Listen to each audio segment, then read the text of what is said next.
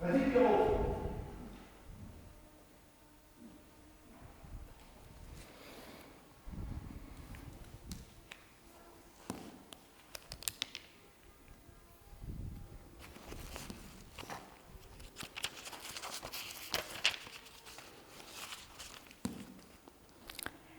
J'avais cru que l'amour que j'avais pour Albertine n'était pas fondé sur l'espoir de la possession physique.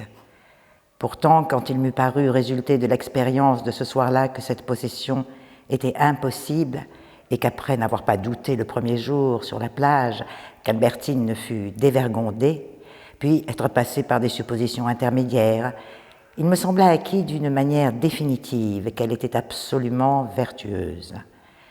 Quand, à son retour de chez sa tante 8 jours plus tard, elle me dit avec froideur « Je vous pardonne, je regrette même de vous avoir fait de la peine, mais ne recommencez jamais. » Au contraire de ce qui s'était produit quand Bloch m'avait dit qu'on pouvait avoir toutes les femmes.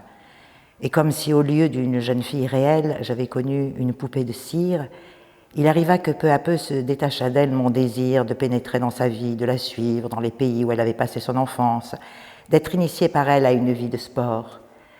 Ma curiosité intellectuelle de ce qu'elle pensait sur tel ou tel sujet ne survécut pas à la croyance que je pourrais l'embrasser. Mes rêves l'abandonnèrent dès qu'ils cessèrent d'être alimentés par l'espoir d'une possession dont je les avais crus indépendants. Dès lors, ils se retrouvèrent libres de se reporter, selon le charme que je lui avais trouvé un certain jour, surtout selon la possibilité et les chances que j'entrevoyais d'être aimé par elle, sur tel ou tel des amis d'Albertine et d'abord sur André. Pourtant, si Albertine n'avait pas existé, peut-être n'aurais-je pas eu le plaisir que je commençais à prendre de plus en plus, les jours qui suivirent, à la gentillesse que me témoignait André. Albertine ne raconta à personne l'échec que j'avais essuyé auprès d'elle.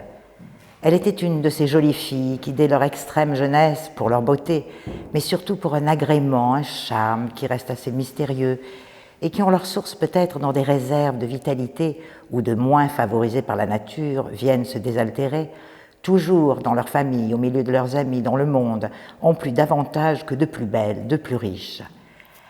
Elle était de ces êtres à qui, avant l'âge de l'amour, et bien plus encore quand il est venu, on demande plus que ne demande, et même qu'ils ne peuvent donner. Dès son enfance, Albertine avait toujours eu en admiration devant elle 4 ou 5 petites camarades, parmi lesquelles se trouvait André, qui lui était si supérieur et le savait. Et peut-être cette attraction qu'Albertine exerçait bien involontairement avait-elle été à l'origine, avait-elle servi à la fondation de la petite bande? Cette attraction s'exerçait même assez loin, dans des milieux relativement plus brillants, où s'il y avait une pavane à danser, on demandait Albertine, plutôt qu'une jeune fille mieux née.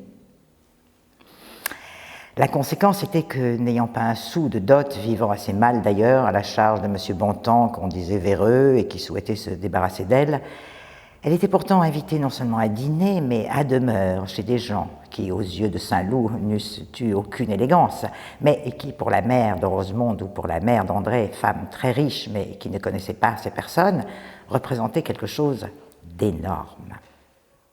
Ainsi, Albertine passait tous les ans quelques semaines dans la famille d'un régent de la Banque de France, président du conseil d'administration d'une grande compagnie de chemin de fer.